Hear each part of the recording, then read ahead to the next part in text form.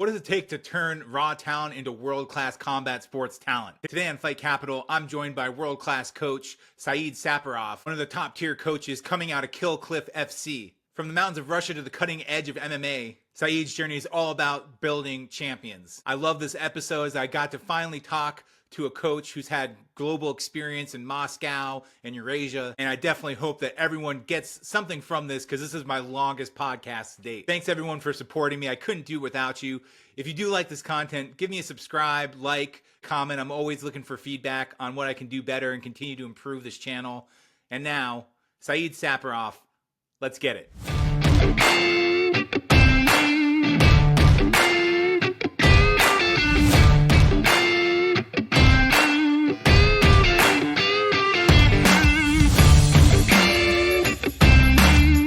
Welcome back to Fight Capital, where we enter the ring of combat sports business. I'm your host, Ryan Rappaport.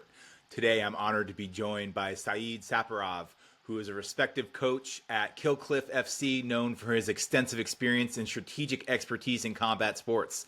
Originating from the Caucasus region of Russia, he has trained a diverse roster of fighters from around the world, utilizing a blend of traditional wrestling and innovative MMA techniques. Currently based in the United States, Saeed continues to influence the MMA scene, imparting his deep knowledge and fostering new talent in the sport. It's an honor to have you here today, Saeed. How are you and where are you joining from? Likewise, nice to meet you, Ryan. Glad to be a guest here in your podcast. And I'm from Florida. At the current time in Florida, and a little rainy weather here. I'm say like too much rain.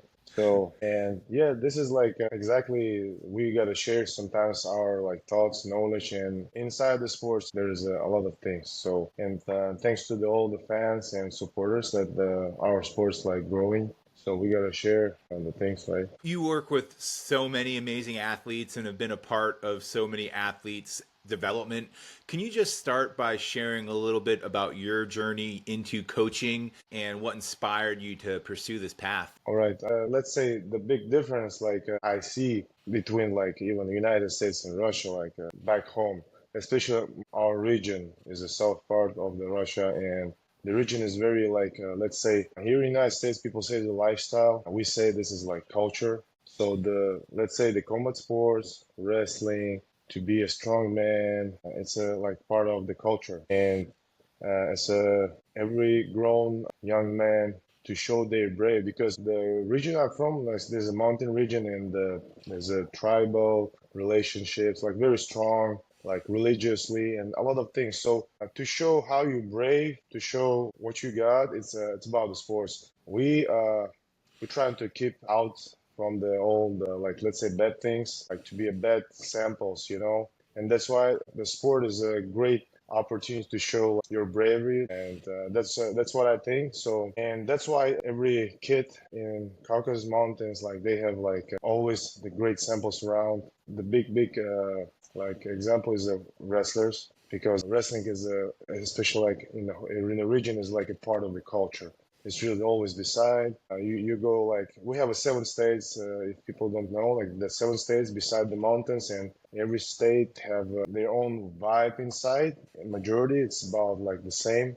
I'm from North Ossetia. It is one of the greatest wrestling schools over there, and that's why to see people 3-time Olympic champions, 2-time Olympic champions around in very small region, about the 700,000, like the main state in the United States. So that's the size. And for us, it's another point to join the sports is a social elevator. And as far as I see here in the United States, I can recognize that the college sports, university sports, is another great opportunity to join the scholarship. We don't have much developing in that case back home, but just the sports is a good part to the social elevator, let's say the kids from the villages, we have a great samples as maybe, let's say Habib Nurmagomedov is one of the greatest samples. So the kid from the village, the kid from let's say out of many hundreds and thousands, he became the legend. And this is only about the hard work. It's about your like how you doing. And myself, like I joined I started from like let's say everything, a little bit of everything. Younger, interest about the soccer. It was like everybody like dreaming to be a soccer player, like because it's like culture is a very like high culture of the football, like soccer, let's say. And then those World Cups we watched during the childhood, like it was amazing. But then, reality coming back, and then your uncles, your brothers bring you to the like boxing or wrestling combat sports. So I'm not an exception. I born in a mixed family, and my mom's side actually, my mom's side is Koreans, like Soviet Koreans from USSR. It's a Mm-hmm. funny thing, like maybe Mm-hmm. people try to Google it, but we have a lot of mixed Korean families, and this is not about like let's say the Second Great War. It's something from the beginning. I think just people can Google it. So, but like we have a lot of mix. Like Triple G is also half Korean, half Russian. Like, and that's why I'm half like I'm mixed. So, and then my all uncles, like let's say Korean people, they're very involved into the boxing and like Taekwondo for sure.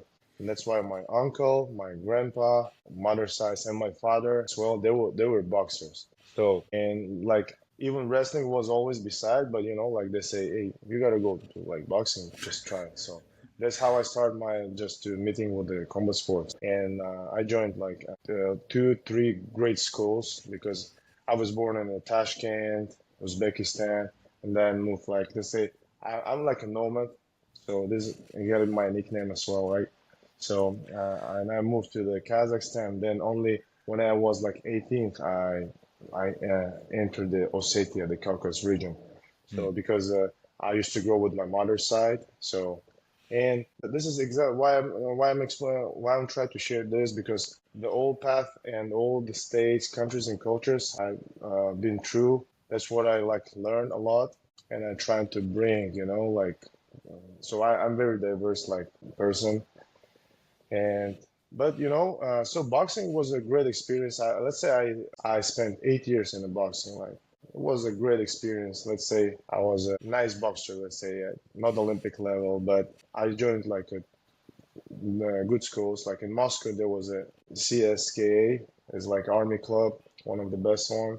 I've been there, and then I've been in a Triple G school for like 3 years. So, and that's why I started to meet from the boxing. But when I came to Moscow, the studenthood, and met my people from mountain, like let's say Ossetian people for first of all, and Dagestan people. So there was like changing. Like, and I was like, let's say, being mature, like 18 years, like is a transforming and transition. And then uh, I joined the wrestling team in Moscow, and the coach was from the Ossetia, the man. He's like kind of legend in my hometown because back days he spent a couple like years in Japan, and he was a part of the Bushido, those fights, if you remember, Mm-hmm. right? So, and his name was a prototype for the character from the Street Fighters. If you remember, there is a wrestler guy,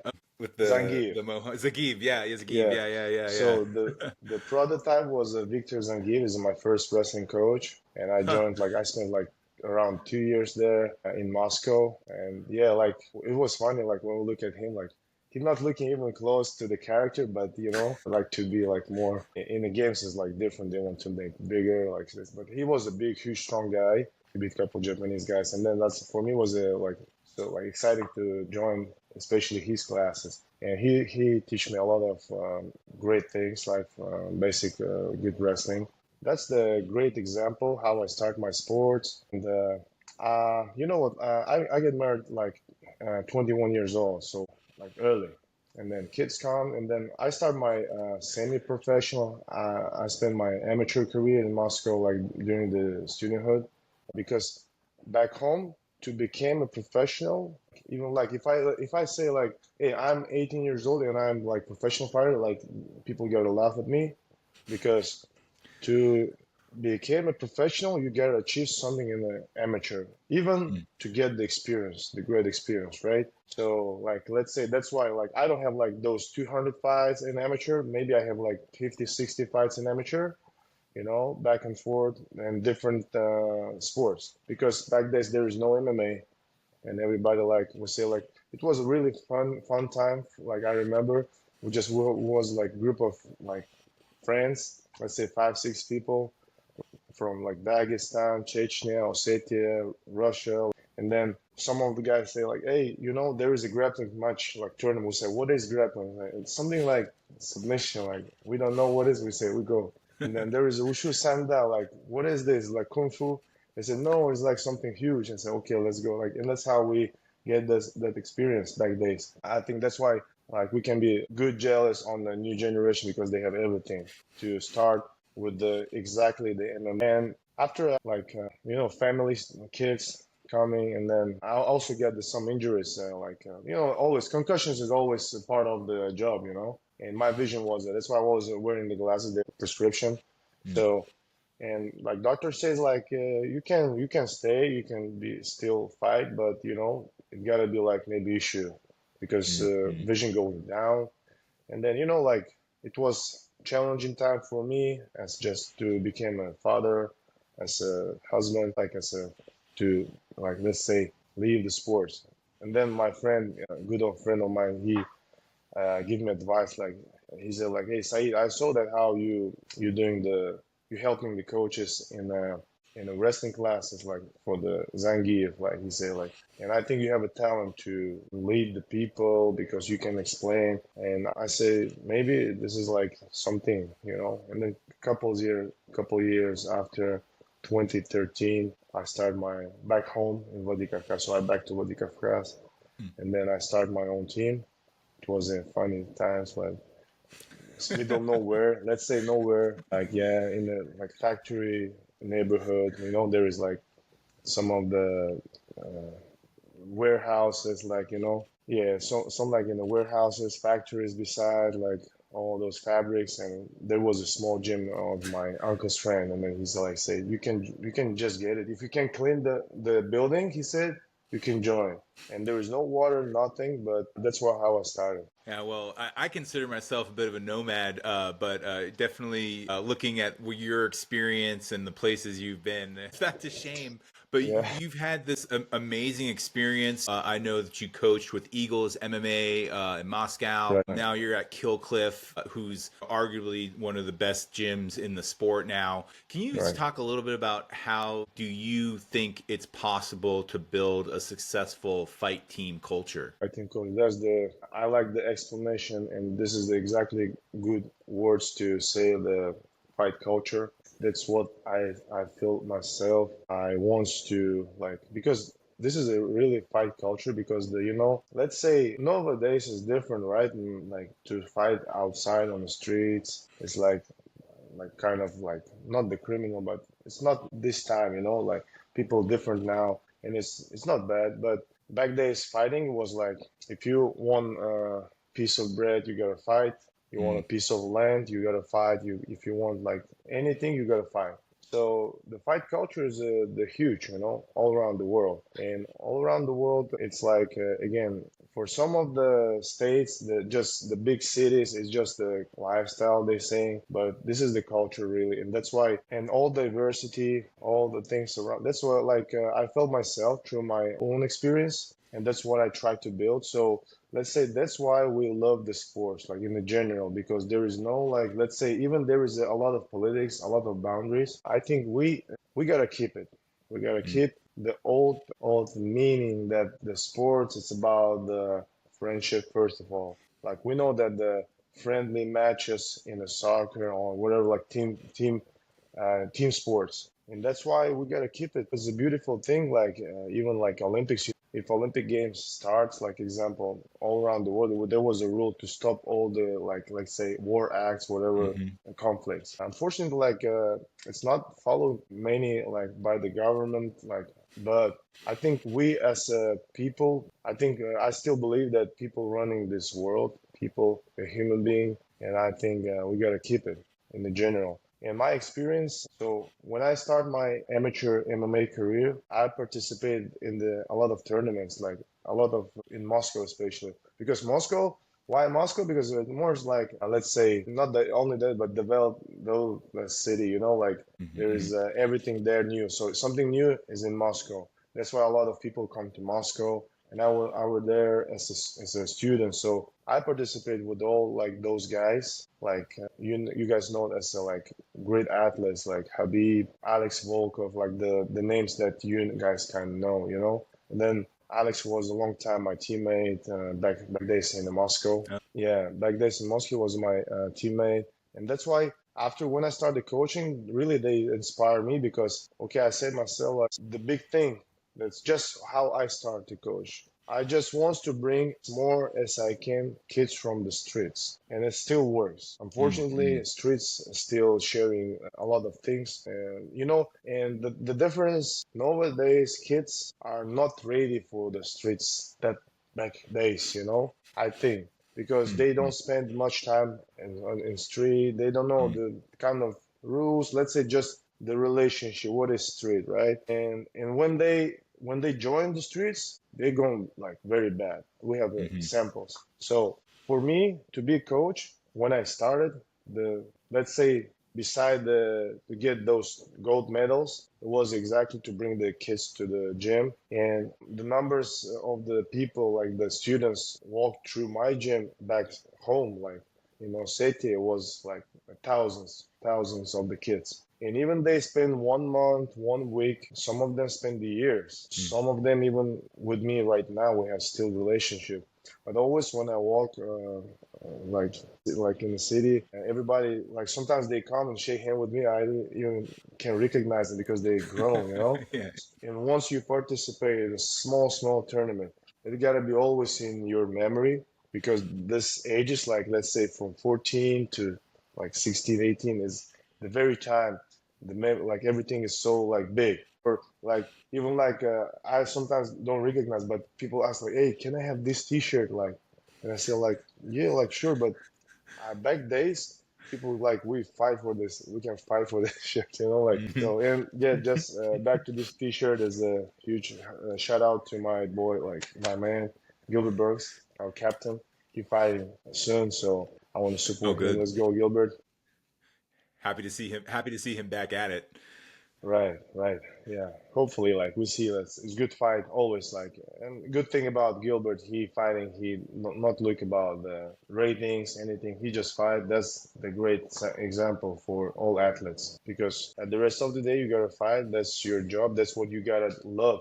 And this is another point of the MMA sports. There is no like, let's say there's less fake. There's less false because I mean you can be for the long time fake. You know what I'm saying? Hmm. You can start. You can make a like you say like I see the new generation. They put a lot of tattoos. Like they have a cauliflowers and like that's it. But in the real, it's not working like that. Is the Hmm. sport, right? Well, you brought up a really good point. And it's something that I love about martial arts and combat sports gyms is that you have people from all around the world.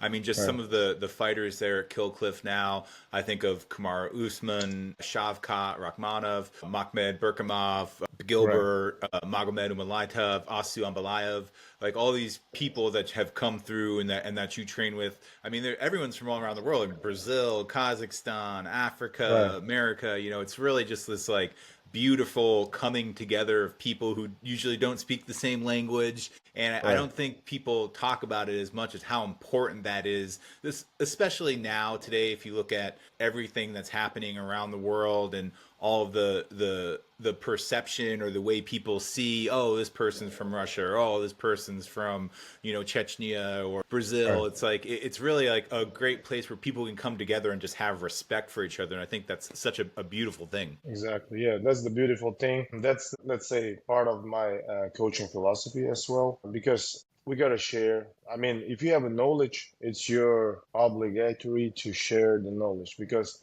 otherwise it's a big sin if you don't share knowledge.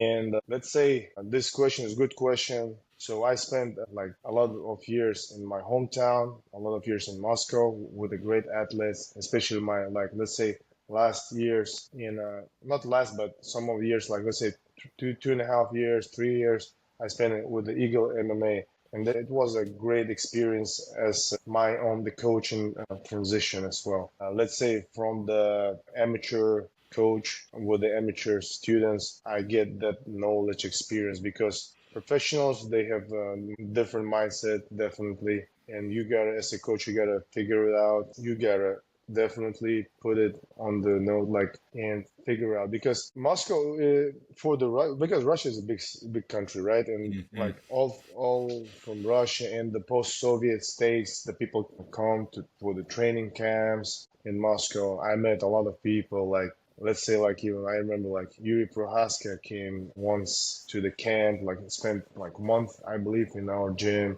A lot of fighters like people come like Mike Swick I remember come and then like I invite him to make a master class like seminar.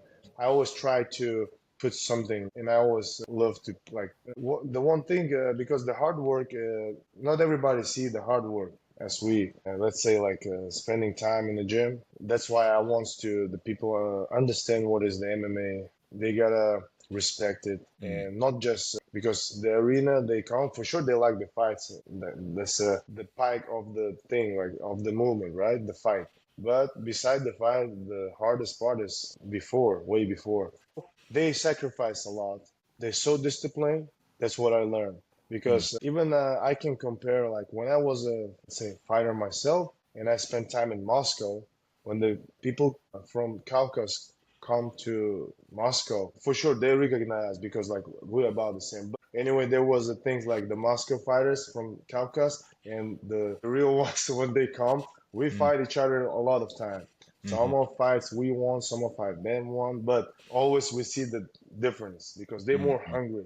In Moscow, we're like, okay, we have all the stuff like shops, equipment. They come like even I remember some of the guys have a one cup for whole team. Like imagine it, or Yeah. mouthpiece. I remember even kids that share the mouthpiece. Like it's insane, right?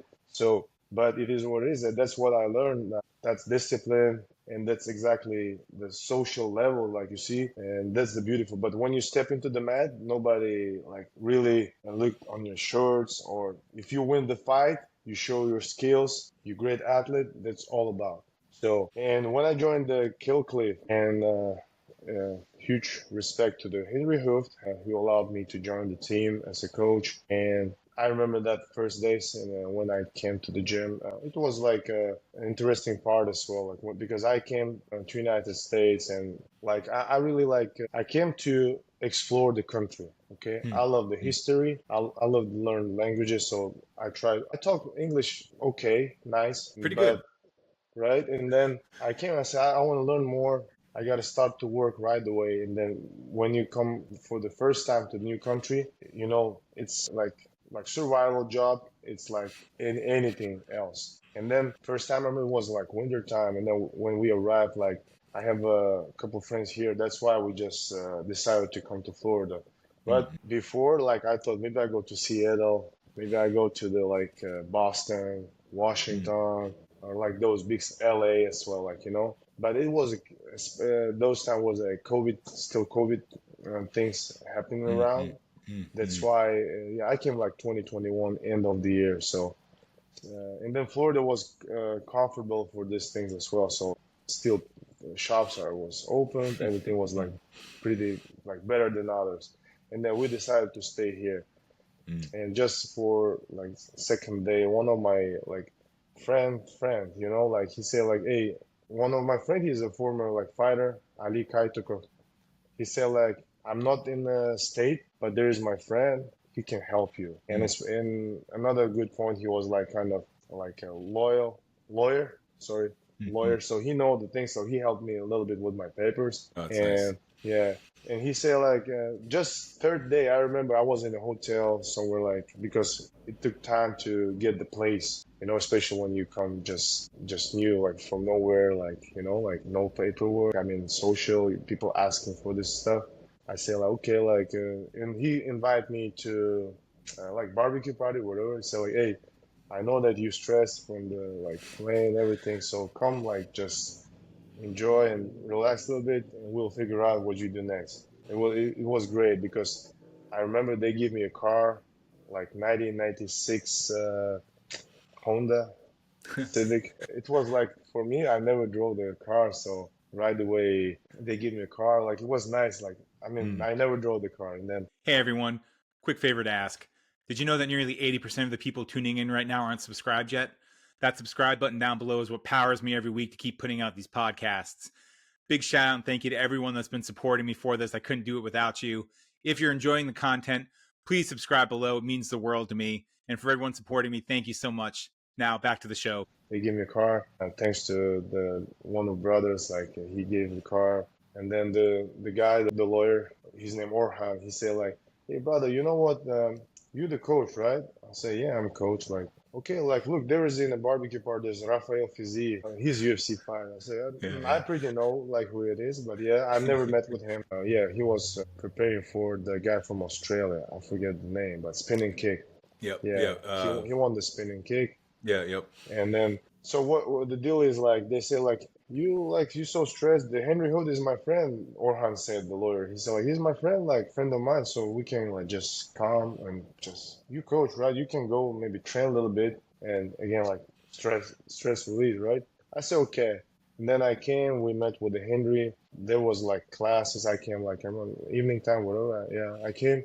And I said, yeah, you can like join, train, and maybe help somebody. And when you trade, he said like, I'm from this and this, like little explanations. Okay. And then I start to help some of the guys. I remember there was like Steve Mowry, Bellator fighter, and Chase Sherman. So he was at the moment he was in UFC. So and I start to help them a little bit, and then the other guys. So and then like Henry said like, hey, like I like this stuff.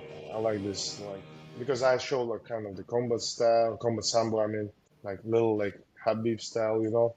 And then like people recognize, and then like that's how it started. And Henry said you can come and help the people. Say like okay, because at the moment I was like to about to find a job place, and I said okay, maybe I just help and then we'll figure out. And then I remember the first two guys, like huge shout out to them as well. Because when you come to the gym, I mean, fighters are fighters. Like everybody said, like a guy from Russia, like But yeah, that's the culture. But when I came, and I remember the first guy was Gilbert. He was right after the surgery. I remember he like worn the brace on his knee, and he just asked me, "Hey, my name is Gilbert. What's your name?" I say like Saeed, this and this, like, oh, you coaching Eagles FC MMA? I say, yeah, like, oh, you start to coaching here or what? I said, I really don't know, like, because like I'm trying to help. And he said like, hey, look, I have 4 weeks for my brace. We will work together. And for me, it was way different. This is like difference of the culture I can share because I'm not saying everybody, but we say catch the star. When you became a little like person, we say catch the start means like you say like you start a little bit like acting like you. So that's why back home, that's the bad thing of our athletes when they became a like they take a belt and they start to like go like back and forth like money, everything, yeah. But I see like this is big difference. Here people more like let's say they don't care where you're from, like in a general, like they ask you, but if you're a nice guy, they don't care what your occupation, what you do. If you're nice, if they feel good with you, that's it. That's all like they need. That's I see the big difference. Like because to get into the relationship in my hometown, like or in Moscow, it's like difficult because people like if they have a friends, they're friends forever. But America is different. Even my kids joining the schools now, middle school through the elementary. So I see that's the difference. Like you spend couple years in elementary, then you join different people, even you have different classes, and so it's like so mixed. And like I'm not saying you don't have real friends, but it's like you can be friend with everybody. That's the like, kind of the vision. It helps in different way when they grow. Like I joined the team, so and then Gilbert said, and after I met it was like, hey, 3 weeks, like hey, 2 weeks, and then final was like, hey, tomorrow we start. And then I say like, what do you think? Like who you fight next? He said like, I gotta be fight the guy from Russia. He said, I said, okay, so I need your help. He said, I said, okay, let's go. And that's another point.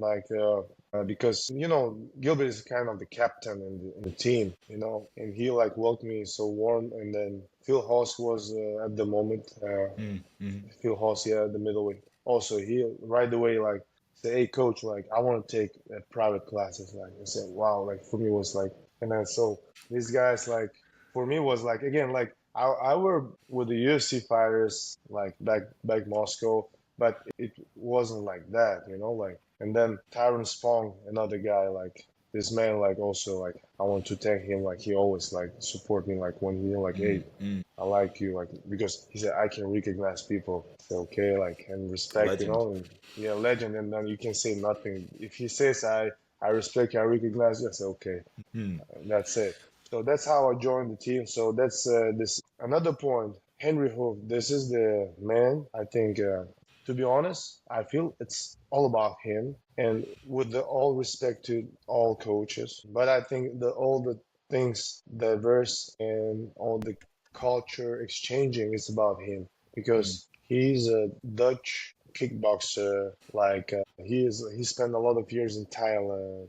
His wife from Thailand, like that he knows the culture. He speaks Thai actually, like he speaks I didn't Thai. know that. It's interesting. I was surprised. And then he's coaching international fighters in United States. So it's like like I call him like DJ.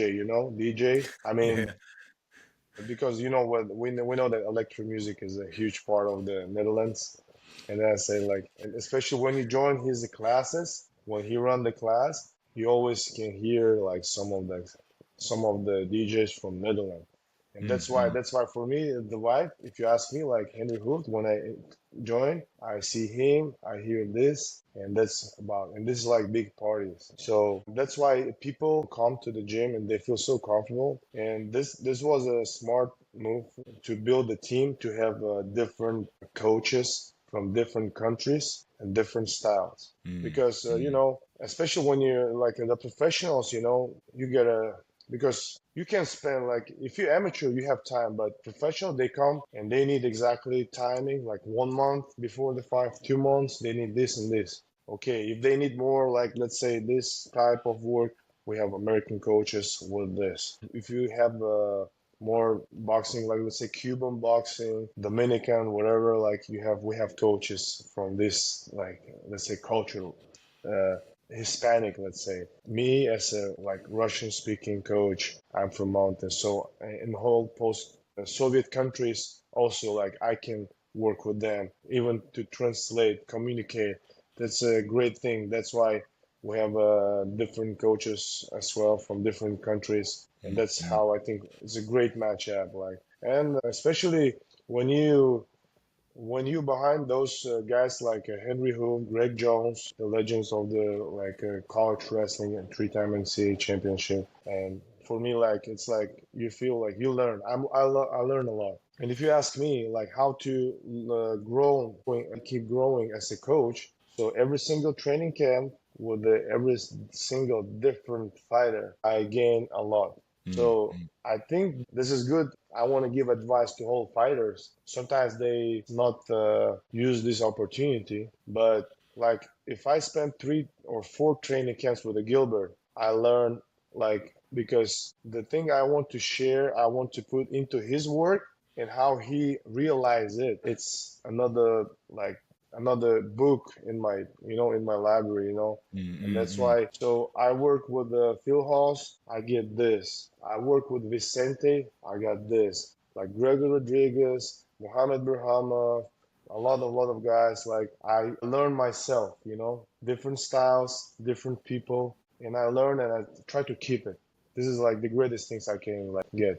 It's very cool. I mean, you think of someone like a so many time world champion in Brazilian Jiu Jitsu like Gilbert, or someone like Tyrone, who's a world champion Right. kickboxer and is competing against the very best, or even Greg with American wrestling styles and the way that the Americans and Phil Haas, the way they approach the sport. It just seems like Right. a beautiful combination, and just being in that environment.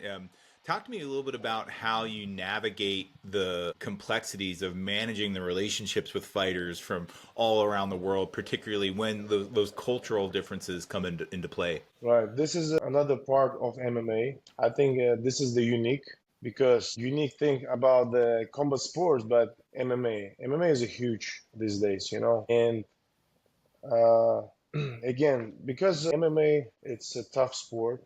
So I mean, you can be around, you can be in the sports, but to get into the like let's say the level, you gotta be like built different.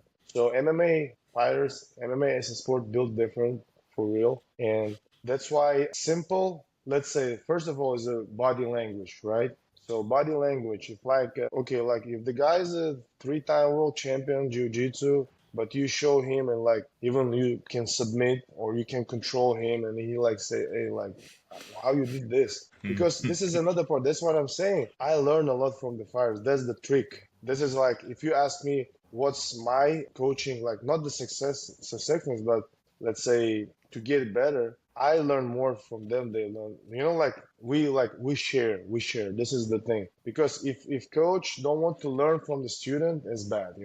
And same thing, if student don't believe to the coach and not jumping into the process, it's bad as well. So I think the great part is MMA is very like a unique part. Is people is like real people. Let's say they are more real. Authentic is I like the authenticity that comes with MMA Right, athletes and combat sports athletes is right, such an important part for me, looking at it from the business perspective too, right? Because they're right. real people. That's why, like, let's say I spent around 1 year in Malaysia. Like, it's one of the like big countries in Southeastern Asia with the let's say great culture and economy as well. It's pretty nice economy, but through the whole history, they just in Olympics, let's say they took just two silvers and three bronze medals, as far as I know, for whole history. 26 million people Mm. like or 28-ish good economists again. But why how I have a because I have a reason to compare. I'm from Ossetia, like small state, and we have like my small state, we have like around 20 gold medals from Olympic gold Yeah, medals, yeah, yeah, yeah. right? Like half of them from wrestling, more than half, but fencing, weightlifting, judo, freestyle, Greco. There's the main sports. We got the medals, right? But that's what I'm saying because it's very unique. It's not for everybody. You see, I Mm-mm. spent 1 year, and during the year, I even can find the guys who can go through whole practice from start to finish because it's difficult for them. And it's just that's what I'm saying. Like MMA gym and people comes, they have their background. You can see it from the like first look. And Mm-hmm. then that's why when they come, like body language, I show this, they like it. Everybody know like some of the like Caucasus Russian fighters. I show them the technique they use, and they love it because they recognize from the fights. Mm-hmm. If guys don't know the superstars like Islam, Habib, example, Alex Volkov, and all those guys from Russia, like they don't know, but they know, and that's when you show them same like technique, they say, "Oh, I like it. Is exactly what I need." Like. And the in language, like to communicate. First of all, I like to history all the Same. Yeah. time. Whatever guy I have trained with, if I work with the Gilbert, like Brazilian guys, I know the couple like some of the words in Portuguese. Like if I work with the Japanese guys, I know how to say a couple words, and I can like a couple words, and I can little talk in Spanish as well. Like that's why when people like it, because for them, if you sound like imagine guy just landed first time ever, biggest gym, and he's from Poland. He don't know like, and you talk him like a couple words in Polish, like he's like they start to smile, like, Mm-hmm. and that's the thing. You gotta know the culture of the country where they come from. That's what I do. Like I think it's a good thing to know about not only the fighter but where he come from, background, and you easily understand like what's their mindset, what's they love to eat. Yeah, that's how we try to manage. One of the things that I've been thinking about a lot lately are the fact that a lot of the foreign fighters who don't speak English, particularly I think like the fighters coming from Russia and Right. other countries like that, I feel like they don't really get to show their personalities, and it seems like hard for them to gain a huge international following because of that. Do you Right. think that's a cultural thing, or is it a language barrier? Can you talk to me a little bit about that and how athletes can maybe overcome that and really show who they are as a person and not just as a fighter? Exactly. That's very simple. At the same time, it's difficult, but at the same time, it's simple because first of all, you are like, let's talk about the top like level, like UFC, PFL, Bellator, some of the other leagues. Okay, like, and three of those leagues are more international because we know Hmm. that if you go one FC, they do international events as well, but it's still like Southeastern, like Asian Mostly, league, yeah, yeah, all yeah. like rising, right? Same thing, like international, but again, about the Japan more like. So, but when you talk about these leagues, it's about the internationally, like this is high level. Okay. When you join, like, let's say it's your dream to be a fighter in the UFC. Okay, let's say that. And, as a professional fighter, you need to understand this is your job, right? It's not just now, it's not only your culture, not your lifestyle, it's your job, it's your responsibility. As more you can give and sacrifice or like gain, as more you can get after, like, Mm-hmm. let's say my opinion, that's what I even like I shared this with my students back home in Vladikavkaz when I was like when I spent with the guys like 18 years old, 20 years old, like the students, youngsters. Always the biggest advice I give them, guys, I don't know, you can be to get the into the like governmental job, be a medical like stuff like doing, or you can be like just economy, whatever. One thing you always, after you be thankful, is to learn the language. And look, to learn language is not to get, let's say, to me to become a good engineer in a, like or architect. It gotta takes a decades, like 5 years, maybe 10 years.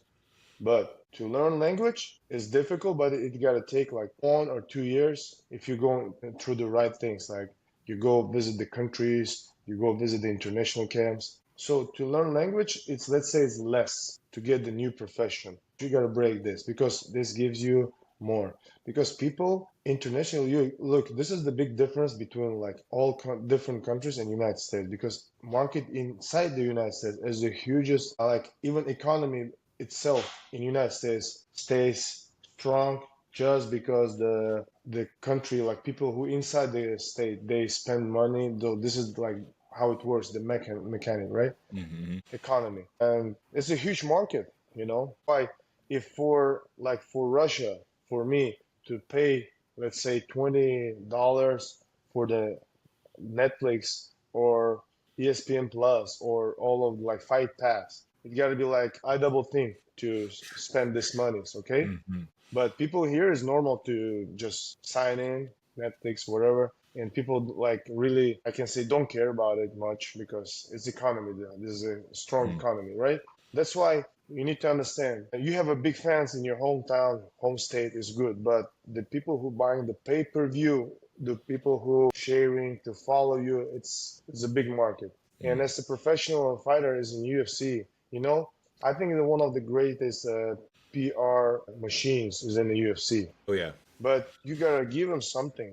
That's why I see like couple fighters, they speak English barely, let's say. Like we have two samples, Shavkat Rahmanov and maybe Alex Pereira. Mm-hmm. Mm-hmm. Yep. Yep. But Who you are see, top tier but don't yeah, speak any but English? Yeah. Yeah. right. But look, you can recognize not so far. I mean, I recognize it because like those things like with the all stuff the promoting, like even Laura Sanko start to talk about Shaka. I mean, you can recognize it's not about like, but if guys can speak, can give interviews, can joke, can talk, even after the fight, say thank you, like Las Vegas, thank you T-Mobile, like it's just respect for the fans, they come, they spend whole like 5 hours in the arena. You gotta say, hey, like T-Mobile, thank you guys, like I have come from Kazakh, I come from Brazil, like whatever. But then because it's the same like when you have like a entrepreneur, it's like it works different.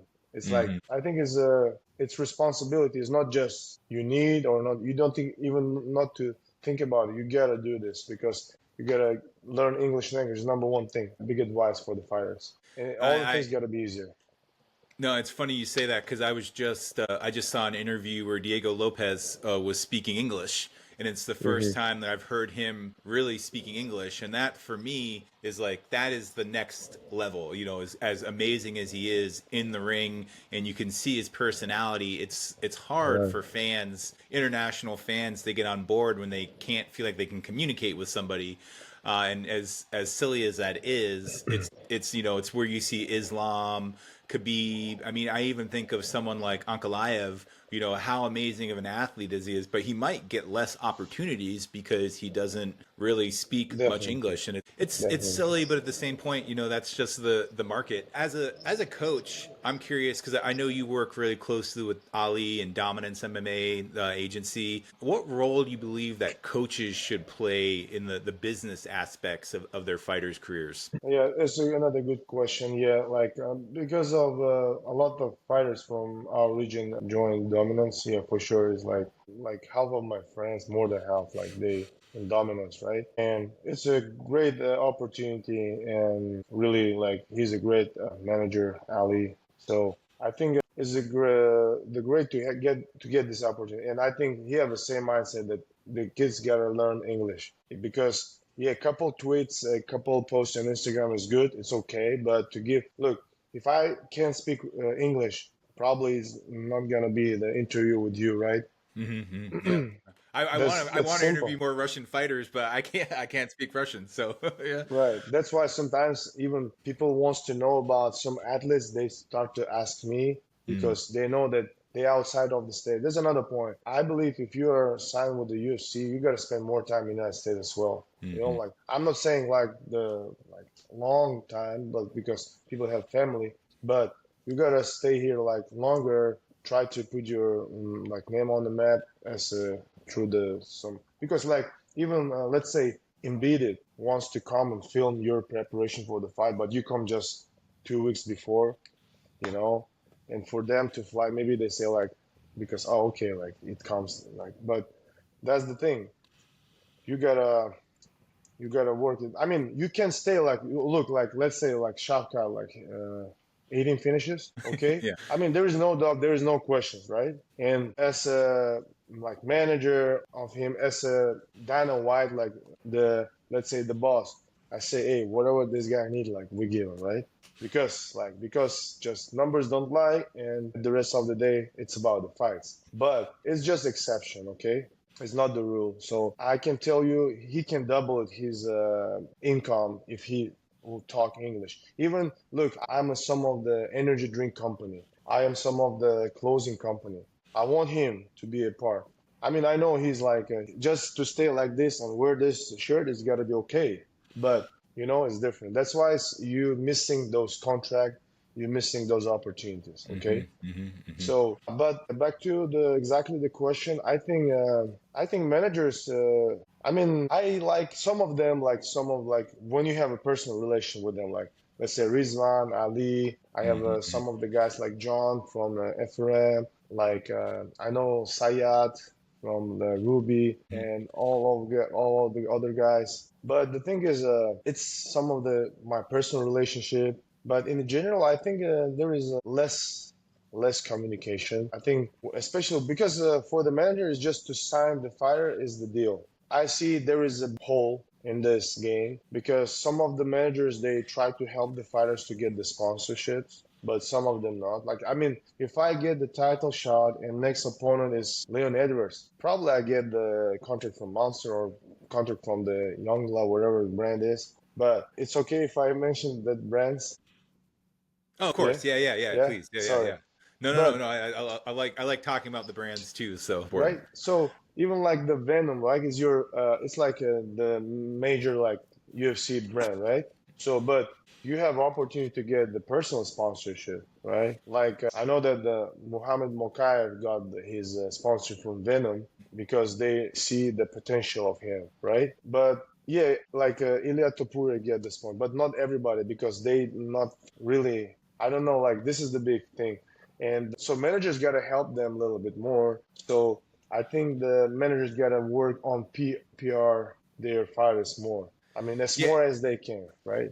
yeah. I think it's a big thing for me because there are so many good agents out there, and then there are, this is not picking anyone, but there are some that just have such big rosters. It's hard Right, to really work with the athletes. So I mean, seeing coaches like yourselves that can kind of help guide them along. And there's going to be people who are going to have this local car dealership or a right, restaurant or a physical therapist, and exactly. then there's going to be the Venoms and the F3 energies and the monsters of the world as well. And those are definitely two different things. But it's always good to know that there's a solid coach behind those people as Right. well, maybe giving them some of that guidance, because not always there as many good agents as there are out there. There are many not so good agents, and so I think it's important just having someone back behind the athletes as well. So yeah, that's the another plus. It's like by like default, like it's we as a coach is like we help. That's why people love to join our team or some of the teams because coach gotta be a good coach and as an athlete, good person. But when they come to different state, I walk all these things through. I know like simple where to get IV, where to get some of the medical stuff, where to get Mm-hmm. like let's say good dietitian like the dietitian or the meal because they follow diet they don't know what to eat because they're new in the country they spend time in the buffet and then they can cut Yeah, the weight you don't want them eating right McDonald's every day because they, right they know how to imagine say it hamburger.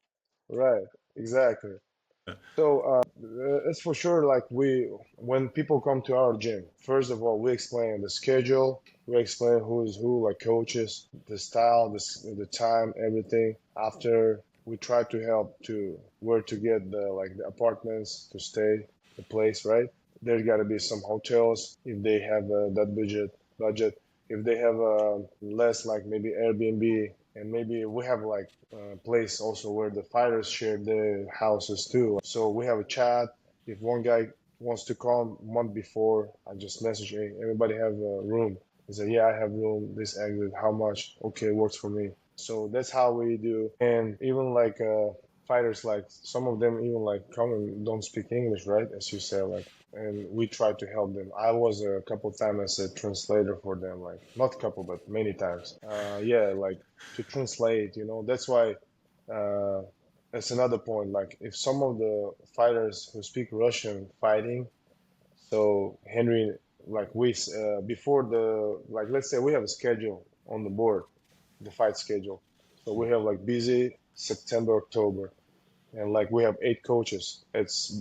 It's a good amount, but it's when you have a 25 UFC fighters, like 25 Bellator PFL, and a lot of others like LFA, Cage Fury, Mm-hmm. Fury Fight and C, like whatever. So that's gotta be huge, and then that's why it's simple. If the guy like Esteban Ribovic, like example, he's from Argentina. If he Mm-hmm. goes, like probably we bring somebody like maybe Sean Soriano goes. He speak Spanish, they have good relationship with me maybe too, but it's gotta be it's just to go corner is just the just finish lane, right? But some of them that I go like example like Muhammad, I'm like I go always with Muhammad, like we have a great relation personally, okay?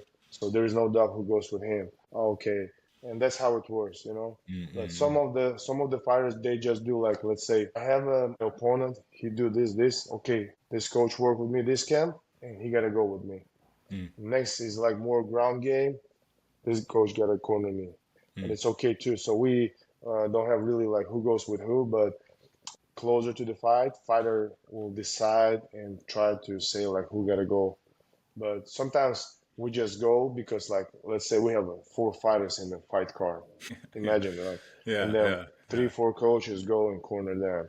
So And then it whoever's fighting happens. at a regional fight that same weekend, I mean, that you're watching Right. grow as well. It's like, how do you keep up with that? Right, right.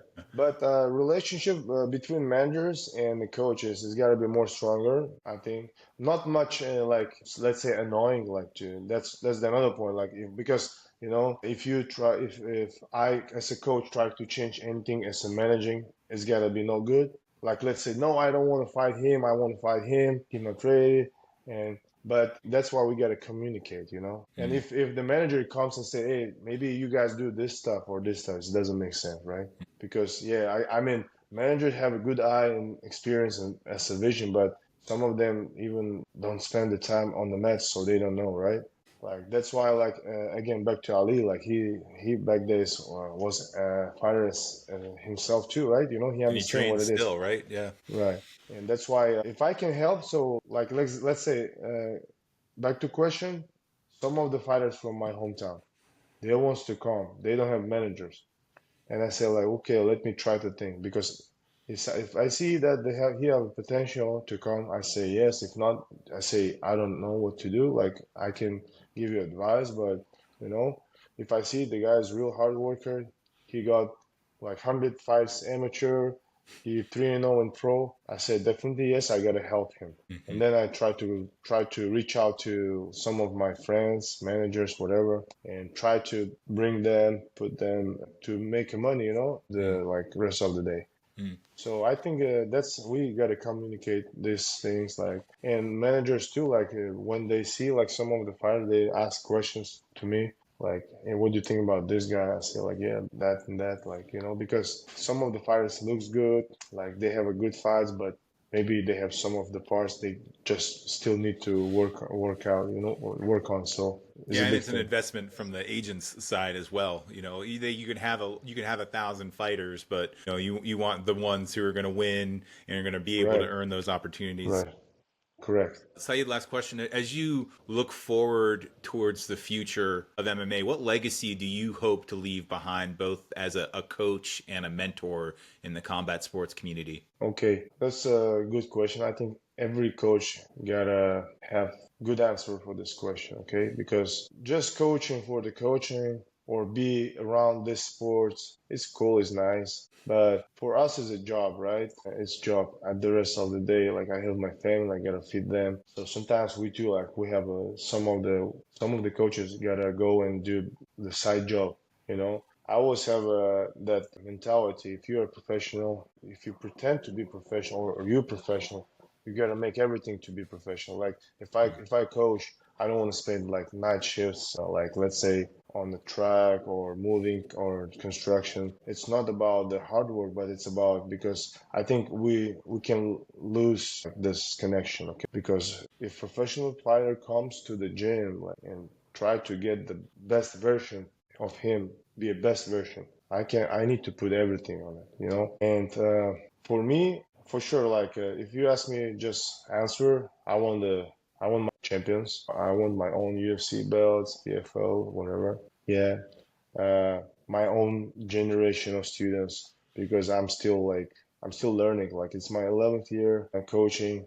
but still a lot of learn. And I think my time is still like in progress. I Hmm. work on it. So, but I see like there is my generation coming as well because, as Henry said, that this room is changing a lot. Those vets they gone. So we gotta put effort and we gotta put attention of the new generation. So that's why this is my another like point and another part of my job to put tension on new guys, because if you spend all your time just with some of like high level fighters, but let's say this is the last two fights of them of Hmm. their like career, right? So tomorrow you have nothing in your gym, That's why it gotta be the rotation. You gotta figure out and manage it. Uh, on top of it, I want to say this sport is still new. Is it like let's say 30 years, whatever is number is still new.